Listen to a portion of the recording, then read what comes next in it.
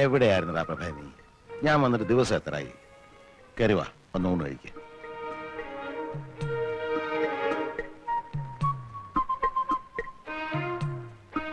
പ്രഭേ, ഞാൻ പറഞ്ഞില്ല അച്ഛാ, തോറ്റതിന്റെ ചമ്മല് മാറിയിട്ടില്ല.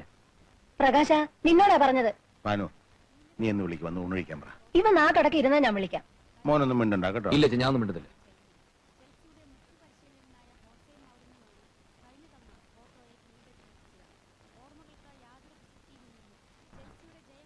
എടാ, 4 മാസം കഴിഞ്ഞ് കാണുകല്ലേ നീ നിന്റെ അച്ഛനെ. ഒരു വാക്കുപോലും മിണ്ടാൻ വയ്യായിരുന്നല്ലേ? എണീറ്റ് വാ, അച്ഛൻ വിളിക്കുന്നു. മറ്റവൻ അവിടെ നിന്ന് എഴുന്നേറ്റ് പോയതിനു ശേഷം ഞാൻ വരാം. മറ്റവനോ? പ്രകാശൻ നിന്റെ അനുജനാ. അനുജൻ അവൻ എന്റെ പ്രതിയോഗിയാണമ്മേ. പ്രവേ, നിന്നോടാ പറഞ്ഞത്. വയസ്സുകാലത്ത് അച്ഛനെ നിങ്ങൾ വിഷമിപ്പിക്കരുത്. ഞാൻ വരാം, പക്ഷെ അവൻ എന്നോട് ഒരു അക്ഷരം മിണ്ടാൻ പാടില്ല. തെരഞ്ഞെടുപ്പിനെ പറ്റിയോ എന്റെ മീശയുടെ കാര്യോ അങ്ങനെ വല്ലതും പറഞ്ഞാൽ എനിക്ക് സമനില തെറ്റും. നിന്നോട് മിണ്ടാൻ പാടില്ല എന്ന് ഞാൻ പറഞ്ഞിട്ടുണ്ട്. എണീറ്റ് വാ.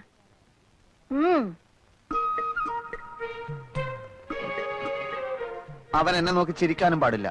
നടക്കണ അങ്ങോട്ട്. എന്തോ നാടാ ഇത് നിങ്ങള് തമ്മില്? ഇരുന്നൂണ് കഴിക്ക. അച്ഛൻ എപ്പോ വന്നു? ഓ മഹാഭാഗ്യം, ഇപ്പോഴെങ്കിലും നിന്റെ ശബ്ദം ഒന്ന് കേട്ടല്ലോ. അവൻ ഇച്ചിരി മീൻകുളം പോട്. അമ്മേ, ചോറ് ഇത്തിരി കൂടുതൽ വിളമ്പിക്കോ, മൂപ്പർക്ക് നല്ല ക്ഷീണം കാണും. അമ്മേ, നീ കഴിച്ചു കഴിഞ്ഞില്ലേ? എണീറ്റേ. മോനെ, ഒരു തേർതലാകുമ്പോ എന്താന്ന് പറയാ, ഒരു തെരഞ്ഞെടുപ്പ് ആകുമ്പോ ഒരു പാർട്ടി ജയിക്കും, ഒരു പാർട്ടി തോക്കും. എന്നാൽ ഇങ്ങനെ ഉണ്ടാവും ഒരു തോൽവി. എനിക്ക് ചോറ് വേണ്ട. അവിടെ ഇരിക്കടാ. ഇരിക്കും മോനെ. പ്രകാശ. ഇല്ലച്ചാ, ഞാനൊന്നും മിണ്ടുന്നില്ലേ. ആരും അത്ര നകളിക്കൊന്നും വേണ്ട. IMF-കാർ നമ്മളെയൊക്കെ ഇപ്പൊ അറസ്റ്റ് ചെയ്യാൻ വരും. എന്തിന്? ഇന്റർനാഷണൽ മോണിറ്ററി ഫണ്ട് നമ്മുടെയൊക്കെ തലയെണ്ണി കടം വാങ്ങിച്ചിരിക്കല്ലേ അച്ഛാ. അച്ഛാ, ഇവിടെ ആരും ആരെയും അറസ്റ്റ് ചെയ്യാനൊന്നും പോകുന്നില്ല. IMF-കാർക്ക് ഞങ്ങൾ കൃത്യമായിട്ട് പലിശ കൊടുക്കുന്നുണ്ടല്ലോ. അതിന് ടൺ കണക്കിന് സ്വർണം വിദേശത്ത് കൊണ്ടുപോയി പണയം വെച്ചില്ലേ? അതില് ഭരണഘടനാ വിരുദ്ധമായിട്ട് ഒന്നുമില്ലല്ലോ. ഇത്ര സ്വർണം വിദേശത്ത് നിക്ഷേപിക്കാമെന്ന് വ്യവസ്ഥയുണ്ട്. വ്യവസ്ഥ ഇങ്ങനെ പോയാൽ നാളെ നമ്മുടെ പാവപ്പെട്ട സഹോദരിമാർക്ക് കല്യാണം കഴിക്കാനും കഴുത്തിലണിയാനും ആഭരണങ്ങൾക്ക് വിദേശത്ത് പോകേണ്ടി വരുമല്ലോ. അച്ഛാ, അങ്ങനെ നിർബന്ധമുള്ളവർ പോയി മേടിക്കട്ടെ. പിന്നെ രൂപയുടെ മൂല്യം കുറച്ചത് കാരണം ഇവിടെ സാധാരണക്കാരായ ജനങ്ങൾ പൊറുതിമുട്ടിയിരിക്കുകയാണ്. അതറിയോ അച്ഛന്? ഞാൻ കേട്ടു. അച്ഛാ, മൂല്യം കുറച്ചത് നല്ലതിന്. അതിനനുസരിച്ച് ഇവിടെ ഡോളർ കുന്നുകൂടും, വ്യവസായശാലകൾ ഉയരും. 5 വർഷം കൊണ്ട് നമ്മുടെ രാജ്യം ഒരു ഹരിത സ്വർഗ ഭൂമിയാവും. 6 മാസം കൊണ്ട് ഈ ഗവൺമെന്റ് മൂക്കും കുത്തി താഴെ വീഴും. വായും പൊളിച്ചിരുന്നാ മതി. അങ്ങാടി തോറ്റന് അമ്മയുടെ അടുത്ത് കുതിര കയറുന്നതിന്. പ്രകാശ, അമ്മയൊന്നും ഉണ്ടായിരുന്നേ. ഞങ്ങൾ ജയിച്ചതേ ജനങ്ങൾക്ക് ഞങ്ങളെ വേണമെന്നുള്ളതുകൊണ്ടാ. ഓ പിന്നെ വലിയ ആനക്കാര്യങ്ങളാണല്ലോ നിങ്ങൾ ചെയ്തു കൂട്ടിയത്. നിക്കാരഗ്വയിലെ ഒട്ടേകയെ പുറത്താക്കി കുത്തക മുതലാളിമാരായ അമേരിക്ക ഒരു പാവ ഗവൺമെന്റിനെ സൃഷ്ടിച്ചു. റുമേനിയയിലും മറ്റൊന്നല്ല സംഭവിച്ചത്. ജർമ്മനിയെ നിങ്ങൾ തകർത്തു. പക്ഷെ വിയറ്റ്നാമിലെയും കംബോഡിയയിലെയും വടക്കൻ കൊറിയയിലെയും ജനങ്ങൾ ഞങ്ങളുടെ ആവേശമാണെന്ന് നീ മനസ്സിലാക്കി. ഇവിടുത്തെ കാര്യം പറയുമ്പോ എന്തിനാ അന്താരാഷ്ട്രത്തിലേക്ക് ഓടുന്നത്? മനുഷ്യന്റെ കഥ എല്ലായിടത്തും ഒന്നാണടാ. ഇന്റർനാഷണൽ പൊളിറ്റിക്സിനെ പറ്റി ഒന്നും അറിയില്ലെങ്കിൽ ചിലക്കാതെ ഒരിടത്തിരുന്നോ? അറിയില്ലെന്നോ? ചോദിക്ക്, ഞാൻ പറയാം. ഹംഗറിയിൽ എന്ത് സംഭവിച്ചു? മൂരാച്ചി എന്ന് മുദ്ര കുത്തപ്പെട്ട് 40 കൊല്ലം കുറ്റവാളിയായി ശവപ്പെട്ടി കിടന്ന നേതാവിനെ സത്യം മനസ്സിലാക്കിയ ജനങ്ങൾ പുറത്തെടുത്തുകൊണ്ട് ആദരിച്ചില്ലേ മനുഷ്യ? ഇനിയും ചോദിക്ക്, പറയാം. പോളണ്ടിൽ എന്ത് സംഭവിച്ചു? പോളണ്ടിനെ പറ്റി നീ ഒരു അക്ഷരം മിണ്ടരുത്, എനിക്കത് ഇഷ്ടമല്ല. സോളിഡാരിറ്റിയും ലാവലേസും കൂടി കുതിച്ചു കയറി അടിയറവ് പറയിപ്പിച്ചില്ലേ? പോളണ്ടിനെ പറ്റി ഇനി നീ മിണ്ടിപ്പോയി ഞാൻ സഹിക്കില്ല. പോളണ്ട് എന്താ ഇയാളുടെ തറവാട് സ്വത്തോ? പോളണ്ട് എന്ന് ഉച്ചരിച്ചാലുണ്ടല്ലോ. ഉച്ചരിച്ചെന്തി? ഉച്ചരിച്ച് നോക്കാം. അച്ഛാ, നീ പോ. പോളണ്ട് ഊണ് കഴിക്ക. വേണ്ട, ശരിയാവില്ല. ഇപ്പൊ കണ്ടില്ലേ?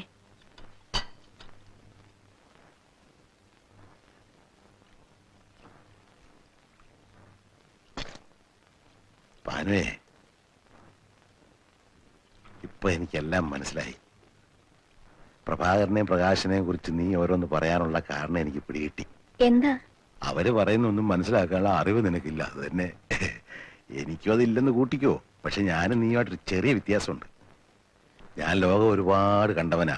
ഉശിലംപെട്ടി സ്റ്റേഷനിലൂടെ കടന്നു പോയിട്ടുള്ള ട്രെയിനില് എത്ര മഹാന്മാർക്ക് ഞാൻ പച്ച സിഗ്നൽ കാണിച്ചിട്ടുണ്ടെന്നറിയാവോ? ഇവന്മാർക്ക് അങ്ങനെ സിഗ്നലൊന്നും നിങ്ങൾ കാണിക്കണ്ട. തെരഞ്ഞെടുപ്പെന്നും പറഞ്ഞ് ഇവിടെ 2 പേരും കൂടെ കാട്ടിക്കൂട്ടിയ പൂലൊന്നും നിങ്ങൾക്കറിയില്ലല്ലോ. എടീ, ഇനിയുള്ള കാലം നമ്മൾ 2 പേരും പ്രഭാകരന്റെയും പ്രകാശന്റെയും അമ്മയും അച്ഛനുമായിട്ട് അടുത്ത് ചുമ്മാ ഇരുന്നാ മതി. അവിടെ ഇപ്പോഴത്തെ പോക്ക് കണ്ടറിയാം അവർ പെരിയ ആൾക്കാരാകുമെന്ന്. എന്റെ മക്കളെല്ലാം പെരിയവരാകും. എന്താണ് അത്ര വൈകിയത്? വൈകിപ്പോയി മാഷെ. ആ പൊയ്ക്കോ. അപ്പൊ ആ സംഖ്യയെ ഇവിടെ വാ, വൈകി വരുന്നൊരു പതിവാക്കിയിരിക്കുകയാണോ? അല്ല, വരുന്ന വഴിക്ക് എന്നെ ഒരു പശു കുത്താൻ വന്നു ടീച്ചർ. സൈലൻസ്. ഈ കുട്ടികളെ ഒന്നും പശു കുത്താൻ വന്നില്ലല്ലോ. അല്ല, അത് പശുവിന് എന്നോട് എന്തെങ്കിലും മുൻവൈരാഗ്യം കാണും ടീച്ചർ. തന്റെ ധിക്കാരം കുറെ കൂടുന്നുണ്ട്. ഹോംവർക്ക് ചെയ്ത് കാണിക്ക്. രാത്രി വീട്ടില് കറണ്ട് ഇല്ലാത്തോണ്ട് ഹോംവർക്ക് ചെയ്തില്ല ടീച്ചർ. വേണ്ട വേണ്ട എന്ന് വെക്കും തോറും താൻ കുറച്ച് കൂടുന്നുണ്ട്. നിന്നെ ഞാൻ കറക്റ്റ് സമയത്ത് തന്നെ എത്തി. ചായ ചൂടാറുന്നതിന് മുമ്പ് ഇവിടെ എത്തില്ലായിരിക്കും സംശയം ഉണ്ടായിരുന്നു. ഉപ്മാവ് ഉണ്ടാക്കി മേശപ്പുറത്ത് വെച്ചിട്ടുണ്ട്. ആ പ്രശാന്തിനെ കൊണ്ട് ഞാൻ തോറ്റു കേട്ടോ. ഈ നിലയ്ക്ക് പോയാ അവനെ സ്കൂളിൽ നിന്ന് പുറത്താക്കാൻ ഞാൻ തന്നെ ഹെഡ്മാസ്റ്ററോട് പറയേണ്ടി വരും. ഇന്നെന്താ കംപ്ലൈന്റ്? ഞാനന്ന് അടിക്കാൻ ഓങ്ങിയപ്പോ അവൻ എന്റെ കൈക്ക് കയറി പിടുത്തം. അയ്യോ, ഞാൻ അവനെ രഹസ്യമായിട്ടൊന്ന് ഭീഷണിപ്പെടുത്താം. ഇനി രഹസ്യമായിട്ടൊന്നും പോരാ. നിങ്ങൾ മുടക്കിയിട്ട ഭാനിച്ചോട് ഇതുവരെ ഞാൻ പറയാതിരുന്നത്. ഇപ്പൊ അച്ഛനുണ്ടല്ലോ, മോനെ പഠിപ്പിക്കണ വേണ്ടെന്ന് അവര് തീരുമാനിക്കട്ടെ. പോട്ടെ ടീച്ചർ, അതൊന്നും അത്ര കാര്യാക്കണ്ട. കുട്ടികളാകുമ്പോ കുറച്ച് വികൃതിക്ക് ഉണ്ടാവും. നമുക്ക് മക്കളില്ലാത്തോണ്ട് അതൊന്നും മനസ്സിലാവാത്തത്. ഒരു കുഞ്ഞിക്കാലി കാണാൻ വേണ്ടി നമ്മൾ എന്തൊക്കെ ചെയ്തു. ഉരുളി കമത്തി, കുഞ്ഞിക്കുരു കൊണ്ട് തുലാഭാരം നടത്തി. അങ്ങനെ നമ്മുടെ പ്രാർത്ഥന കൂടി കൂടി വന്നപ്പോ ദൈവം ടീച്ചർക്ക് ഒരുപാട് വികൃതി കുട്ടികളെ തന്നു. അത് സ്കൂളിലായി പോയി എന്ന് മാത്രം. അപ്പോഴേക്കും വിഷമായ. ഒരു തമാശ പറയാൻ കൂടി പറ്റില്ല. കഷ്ടാണ്. മക്കളില്ലാന്ന് വെച്ച് നമുക്ക് എന്താ ഇവിടെ ഒരു കുറവ്? നീ പോയി ചായ കുടിക്കേ. അവനെ ഞാനൊരു ഈർക്കലെടുത്ത് തല്ലി കൊല്ലാൻ പോവാ.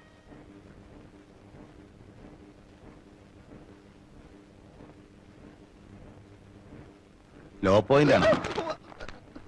അച്ഛനോ? ഞാൻ വിചാരിച്ചു ഏതോ കുത്തക മുതലാളിയാണെന്ന്. പേടിച്ചു പോയി. മുതലാളിമാരെ എന്തിനാ പേടിക്കുന്നത്? അവരെ മാത്രമാണ് അച്ഛാ പേടിക്കേണ്ടത്. വിപ്ലവത്തിന്റെ ശത്രുക്കൾ, സ്ഥിതി സമത്വത്തിന്റെ പാതയിലെ കുപ്പിച്ചില്ലുകൾ, കാരമുള്ളുകൾ, കാളസർപ്പങ്ങൾ. ഇങ്ങനെ പേടിച്ചുള്ളൊരു ജീവിതം നിനക്ക് വേണോ പ്രഭേ? വക്കീൽ ഭാഗം പഠിച്ചിട്ട് നീ എന്താ കോടതി പോവാത്ത? കോടതി പോകാൻ വേണ്ടി അല്ല അച്ഛൻ ഞാൻ വക്കീലായത്. നേതൃസ്ഥാനത്തേക്ക് ഉയരാൻ ഇപ്പൊ എല്ലാരും LLB എടുക്കണ്ടല്ലോ. സാധാരണക്കാരനല്ലെന്ന് മറ്റുള്ളവരെ തോന്നിക്കാൻ ഇതാണ് അച്ഛാ പറ്റിയ മാർഗം. കോടതി കേസ് ജയിക്കാനൊക്കെ നല്ല മിടുക്ക് വേണ്ടേ? നീ ലോ പോയിന്റ്സ് ഒക്കെ എഴുതിയെടുക്കാണെന്നാ ഞാൻ കരുതിയത്. അല്ല, ഇത് ഞങ്ങളുടെ താത്വികമായ പുസ്തകങ്ങളാണ്. ഞാനാണിപ്പോ മാനങ്കര മണ്ഡലത്തിലെ പാർട്ടിയുടെ ബുദ്ധിജീവി. സ്റ്റഡി ക്ലാസ്സുകളൊക്കെ എടുക്കുന്നത് ഇപ്പൊ ഞാനാണ്. ബുദ്ധിജീവി ആയില്ലെങ്കിൽ ഭയങ്കര പ്രശ്നമാണ് അച്ഛാ. എന്ത് പ്രശ്നം? സമരത്തിന് പോണം, അടിപിടിക്ക് പോണം, അങ്ങനെ പല രീതിയിലും നമ്മുടെ തടി കേടാകും. ബുദ്ധിജീവി ആകുമ്പോൾ നമ്മൾ പുറകിലിരുന്ന് ചുമ്മാ ആഹ്വാനങ്ങൾ ചെയ്തുകൊണ്ടിരുന്നാൽ മതി. ഫാക്ടറി അടച്ചു പൂട്ടിക്കുക, പോലീസിനെ ആക്രമിക്കുക, മുതലാളിയെ കുത്തിക്കൊല്ലുക. നമ്മളൊന്നും അറിയണ്ടല്ലോ, എല്ലാ അണികൾ ചെയ്തോളും. അപ്പൊ ഈ രാഷ്ട്രീയം എന്ന് പറഞ്ഞാൽ കൊല്ലും കൊലയാണോ? അതായത് മനുഷ്യന്റെ ബേസിക് നീഡ്സ് എന്തൊക്കെയാണ്? Food, clothing, shelter. അതാണല്ലോ. അത് മാറി. ലോകത്ത് എവിടെയെങ്കിലും ഫുഡിന് വേണ്ടിയോ ക്ലോത്തിങ്ങിന് വേണ്ടിയോ ഷെൽട്ടറിന് വേണ്ടിയോ സമരം നടന്നിട്ടുണ്ടോ? അതില്ല. സ്വാതന്ത്ര്യത്തിന് വേണ്ടി നടന്നിട്ടുണ്ട്. സ്വാതന്ത്ര്യത്തിന് വേണ്ടി മാത്രമേ നടന്നിട്ടുള്ളൂ. ഉട്ടോപ്യൻ യുഗത്തിലല്ല നമ്മൾ ജീവിക്കുന്നത്. റിവിഷനിസ്റ്റുകൾ, പ്രോലറ്റേറിയറ്റ്സിന്റെ കാലാകാലങ്ങളായിട്ടുള്ള വിഘടനവാദം. എന്താണ് ഒക്ടോബർ വിപ്ലവം? വാട്ട് ഈസ് ചൈനീസ് മതിൽ? പറയൂ. അച്ഛന് സംശയം തീർക്കാൻ ഞാൻ കുറച്ച് പുസ്തകങ്ങൾ തരാം കേട്ടോ. ഈ ഭരണം കയ്യിലുള്ളപ്പോഴേ പാർട്ടിയെ വളർത്താൻ പറ്റും. അല്ലാതെ ഭരണം പോയിട്ട് പിന്നെ പറഞ്ഞിട്ട് പറയില്ല. പാർട്ടി വളർത്തലും അച്ചടക്കം കൂടി ഒരുമിച്ച് പറഞ്ഞാൽ എന്താ ചെയ്യാ? അതാണ് പ്രശ്നം.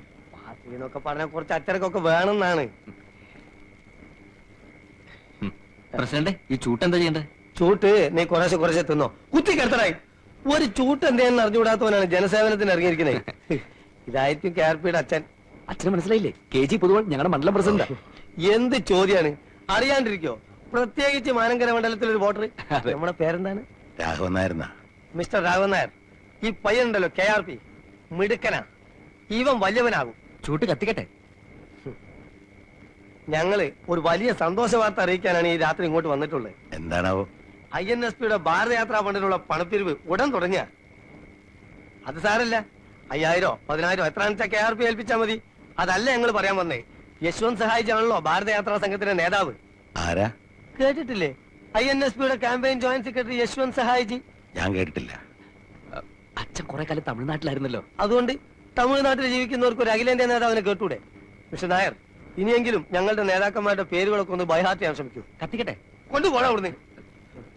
അപ്പൊ മിസ്റ്റർ നായർ, അഭിവന്ദ്യനായ സഹായിജി ഈ മാനങ്കരയിലും ഒരു ദിവസം തങ്ങുന്നുണ്ട്. അന്നേ ദിവസം അദ്ദേഹത്തിനുള്ള ലഞ്ച് ഈ വീട്ടിൽ നിന്ന് തന്നെ കൊടുക്കണമെന്ന് KRP ഭയങ്കരമായി അപേക്ഷിച്ചുകൊണ്ടിരിക്കുകയാണ്. ഈ ലഞ്ച് തട്ടിയെടുക്കാൻ ഞങ്ങളിൽ തന്നെ പ്രമുഖരായ പലരും കളിക്കുന്നുണ്ട്. നിങ്ങൾക്ക് ഭാഗ്യമുണ്ടെങ്കിൽ സഹായിജി ഈ വീട്ടിൽ നിന്ന് ഉണ്ണു. അച്ഛാ, അങ്ങനെ വല്ല വീട്ടിൽ നിന്ന് ഉണ്ണുന്ന ആളല്ല സഹായിജി. അല്ല പിന്നെ സഹായിജി ഇവിടുന്ന് ഉണ്ണണേ ദൈവത്തോട് പ്രാർത്ഥിച്ചോളൂ. ഞാനും ശ്രമിക്കാം. അപ്പൊ മറ്റേ KRP ഇനി ചൂട്ട് കത്തിക്കാവോ? നിന്റെ പണ്ടാറടിക്ക ചൂട്ട്.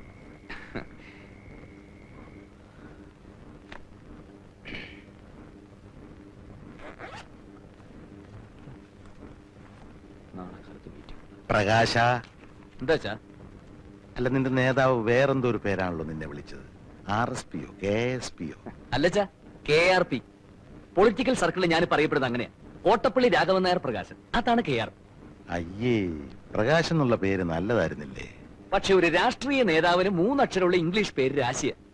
ഇപ്പോ MGR, NTR, PKB, EMS, AKG എല്ലാം 3 അക്ഷരല്ലേ? ഞാൻ KRP 3 അക്ഷരം. ഓ, അതാണല്ലേ. പക്ഷെ മോൻ ഇത്ര വലിയ നേതാവൊക്കെ ആയിട്ടും നമ്മുടെ ആനന്ദനെ ഒന്ന് സഹായിക്കുന്നില്ലല്ലോ. ഏതാനന്ദൻ? നിന്റെ ചേച്ചിയുടെ ഭർത്താവ്, അല്ലാണ്ടാരാ? ഓ, അതാണോ? അച്ഛാ, അളിയൻ ചേട്ടന്റെ കൂടെ കൂട്ടുകൂടി ഞങ്ങളുടെ പാർട്ടിക്കാരെ മുഴുവൻ തല്ലിച്ചതച്ചതാ. അച്ഛനറിയോ, ഇപ്പൊ ഇവിടെ വന്നില്ലേ ഞങ്ങളുടെ മണ്ഡലം പ്രസിഡന്റ് പൊതുവാൾജി? അങ്ങയുടെ ഫ്രണ്ടിൽ തള്ളിയിരിക്കുന്ന 2 പല്ലച്ഛൻ ശ്രദ്ധിച്ചോ? അത് വെപ്പാ, അളിയന്റെ പണിയാ.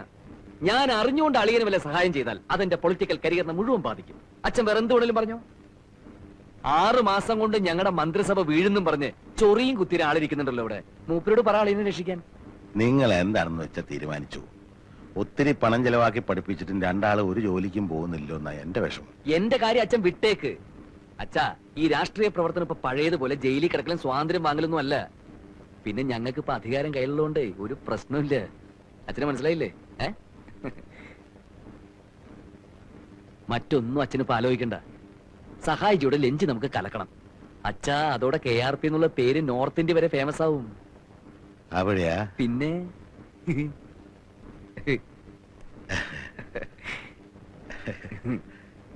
അവര് പറയുന്നത് മുഴുവൻ വിശ്വസിച്ചോ? എനിക്കെന്താ, ഫേമസ് ആകും അത്രേ. അവരെ എങ്ങനെങ്കിലും നിർബന്ധിച്ച് ജോലിക്ക് വിടാനല്ലേ ഞാൻ നിങ്ങളോട് പറഞ്ഞത്.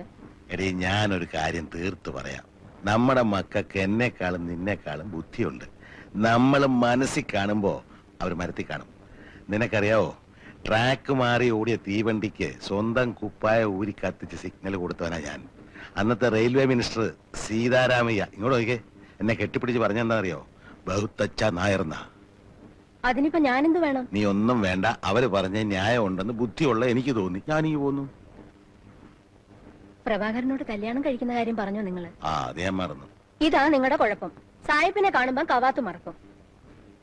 ലതികയുടെ കല്യാണത്തിന് മുമ്പ് അത് നടത്തിയില്ലെങ്കിൽ നാണക്കേടാ. തന്നെയല്ല, ഞാൻ നിങ്ങളെ പോലെ ചെറുപ്പമൊന്നുമല്ല. എനിക്ക് വയസ്സായി വരിക. സഹായത്തിന് ആരെങ്കിലും ഇല്ലാതെ എങ്ങനെയാ?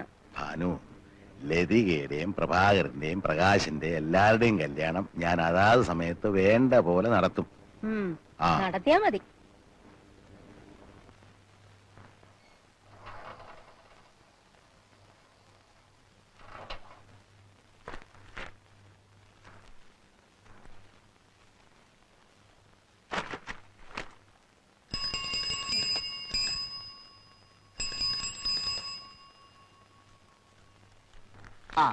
ഇതാ ബില്ല്.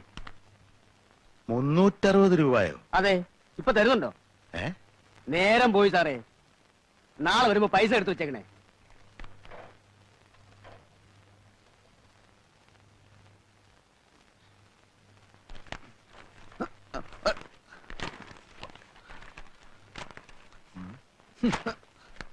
ആരാ മക്കളെ ഇത്രയും പത്രങ്ങൾക്ക് പൈസ കൊടുക്കുന്നത്? അമ്മയാണച്ചാ. മാസം 360 രൂപയോ? അവൻ വരുത്തുന്ന മൂരാച്ചി പത്രങ്ങൾ നിർത്തിയ കച്ച. ഞാൻ അയക്കുന്നത് ഇന്ന് ഇത്രയും രൂപ എങ്ങനെയാ ഭാനു പത്രത്തിന് കൊടുക്കുന്നെന്ന് എനിക്ക് മനസ്സിലാകത്തത്. അത് അച്ഛാ, ഞാൻ ഇവിടുന്ന് അങ്ങനെ അധികം ഭക്ഷണമൊന്നും കഴിക്കുന്നില്ലല്ലോ. പാർട്ടി ഓഫീസിലെ പരിപ്പോടെയും ചായ മാത്രമേ ഉള്ളൂ. ഞങ്ങൾ അധ്വാനിക്കുന്ന ജനവിഭാഗമാണല്ലോ. ഇത് അമ്മ എന്റെ ഭക്ഷണത്തിൽ നിന്ന് ലാഭിക്കുന്നതാ. ബഡ്ജറ്റിൽ ഗംഭീര നികുതി ഇളവ്. കഴിഞ്ഞ സർക്കാർ പാവങ്ങളുടെ മേൽ അടിച്ചേൽപ്പിച്ചിരുന്ന അമിത നികുതികൾ റദ്ദാക്കിക്കൊണ്ടതാണ് പുതിയ സർക്കാരിന്റെ ബഡ്ജറ്റ്. വിപ്ലവാത്മകമായ നികുതി ഇളവുകളാണ് പുതിയ സർക്കാർ പ്രഖ്യാപിച്ചിട്ടുള്ളത്. ഉള്ളിയുടെ വില കുതിച്ചുയർന്നു. കൊച്ചി ആഗസ്റ്റ് 17. 3 മാസം മുൻപ് വരെ 40 കിലോ അടങ്ങുന്ന ഒരു ചാക്ക് വലിയ ഉള്ളിക്ക് 70 രൂപയായിരുന്നത് പുതിയ സർക്കാർ വന്നതിന് ശേഷം 8 ഇരട്ടിയായി വർദ്ധിച്ച് 540 രൂപയായിരിക്കുന്നു. പാവങ്ങൾ ഇനി അങ്ങോട്ട് ഉള്ളിയില്ലാതെ ജീവിക്കേണ്ടി വരുന്ന ഒരു സ്ഥിതിവിശേഷമാണ് സംസ്ഥാനത്ത് സംജാതമായിരിക്കുന്നത്. നിത്യോപയോഗ സാധനങ്ങളായ വെണ്ണ, ചീസ്, ചീപ്പ്, കത്രിക തുടങ്ങിയവയുടെയും വില കുറഞ്ഞു. പൗഡർ, സുഗന്ധദ്രവ്യങ്ങൾ, തുണി തിന്നാൻ ഉപയോഗിക്കുന്ന സൂചി തുടങ്ങിയവയുടെയും വില കുറച്ചു. ഇനി ജനങ്ങൾക്ക് രാവിലെ ഉച്ചക്കും രാത്രിയിൽ ഇഷ്ടം പോലെ സൂചി വാങ്ങി തിന്നാലോ. അച്ഛ, ഇത് കണ്ടോ? ക്രമസമാധാന നില ആകെ തകരാറിലായിരിക്കാണ്. പോലീസ് നിർവീര്യമായി നിൽക്കുക. പഴയ സർക്കാർ തന്നെയാണ് അധികാരത്തിലിരിക്കുന്നതെന്ന് കരുതിയാണ് പോലീസിന് യാതൊരു ജാഗ്രതയും ഇല്ലാത്തതെന്ന് മുഖ്യമന്ത്രി. എല്ലാം ശരിയായി വരാൻ കുറച്ച് സമയം പിടിക്കും. ഇന്ന് സ്കൂൾ സമരം വല്ലതും ഉണ്ടോ പത്രത്തില്? ഇന്നൊന്നും കാണുന്നില്ല. പക്ഷേ വലിയൊരു സമരം വരാനിരിക്കുന്നുണ്ട്. എല്ലാം തകിടം മറിക്കുന്ന വിമോചന സമരം. ഒരു ബസ് കണ്ടക്ടറും സ്കൂൾ കുട്ടിയും തമ്മിൽ എന്താ പ്രശ്നമുണ്ടെന്ന് കേട്ടു. ഇന്ന് സമരമൊന്നും ഇല്ലല്ലേ? കഷ്ടായിപ്പോയി. വോട്ട് ചെയ്ത് ജയിപ്പിച്ച ജനങ്ങൾ പാഠം പഠിക്കുമെന്ന് പ്രതിപക്ഷ നേതാവ്.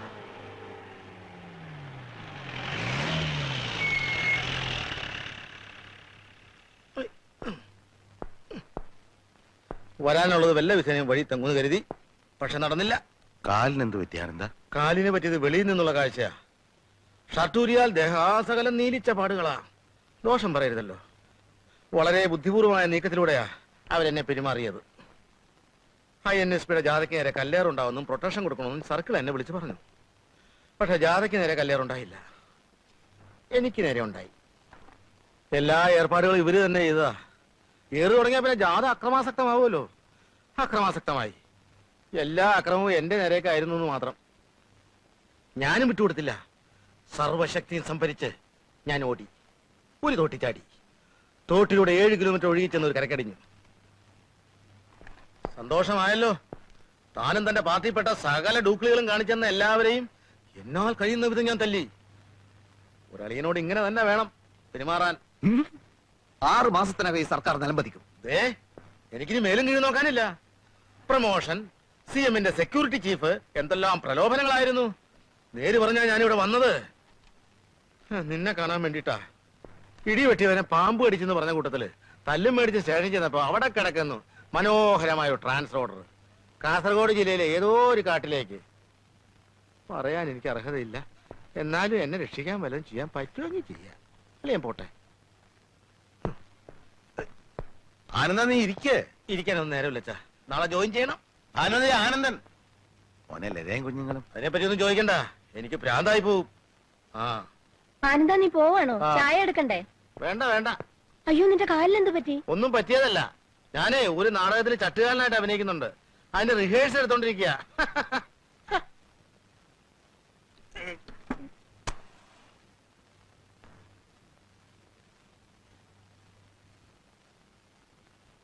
താത്വികമായ ഒരു അവലോകനമാണ് ഞാൻ ഉദ്ദേശിക്കുന്നത്. ഒന്ന്, വിഘടനവാദികളും പ്രതിക്രിയാവാദികളും പ്രഥമദൃഷ്ട്യ അകൽച്ചയിലായിരുന്നെങ്കിലും അവർക്കിടയിലുള്ള അന്തർധാര സജീവമായിരുന്നു എന്ന് വേണം കരുതാൻ. ഒന്ന്, ബൂർഷ്വാസികളും തക്കം പാർത്തിരിക്കുകയായിരുന്നു. അങ്ങനെയാണ് തെരഞ്ഞെടുപ്പ് നമുക്ക് പ്രതികൂലമായി ഭവിച്ചത്. അതാണ് പ്രശ്നം. മനസ്സിലായില്ല. അതായത് വർഗാധിപത്യവും കൊളോണിയലിസ്റ്റ് ചിന്താ സരണികളും റാഡിക്കൽ ആയിട്ടുള്ള ഒരു മാറ്റമല്ല. ഇപ്പൊ മനസ്സിലായോ? എന്തുകൊണ്ട് നമ്മൾ തോറ്റു എന്നുള്ളത് ലളിതമായിട്ടൊക്കെ പറഞ്ഞാൽ എന്താ? ഈ പ്രതിക്രിയാവാദകവും കൊളോണിയലിസവും എന്നൊക്കെ പറഞ്ഞ് വെറുതെ കൺഫ്യൂഷൻ ഉണ്ടാക്കുന്നതിനാ. ഉത്തമം ഉണ്ടാതിരിക്കും. സ്റ്റഡി ക്ലാസ്സിൽ നിന്നും കൃത്യമായി വരാത്തതുകൊണ്ടാണ് നിനക്കൊന്നും മനസ്സിലാവാത്തത്. കോട്ടപ്പള്ളിക്ക് മനസ്സിലായോ? എങ്കിലും ഒന്ന് പറഞ്ഞു തന്നാട്ടെ, നമ്മൾ എന്തുകൊണ്ട് തോറ്റു? കുമാരപിള്ള സാറ് നമ്മുടെ താത്വിക ആചാര്യനാണ്. തൽക്കാലം അദ്ദേഹം പറയുന്നത് നമ്മൾ കേട്ടാ മതി. എടോ ഉത്തമ, ഉൾപാർട്ടി ജനാധിപത്യം അനുവദിച്ചിട്ടുണ്ട്, ശരിയാ. നമ്മളെല്ലാവരും ഒരുമിച്ചിരുന്ന് ദിനേശ് വേടി വലിക്കുന്നതും അതുകൊണ്ടാണ്.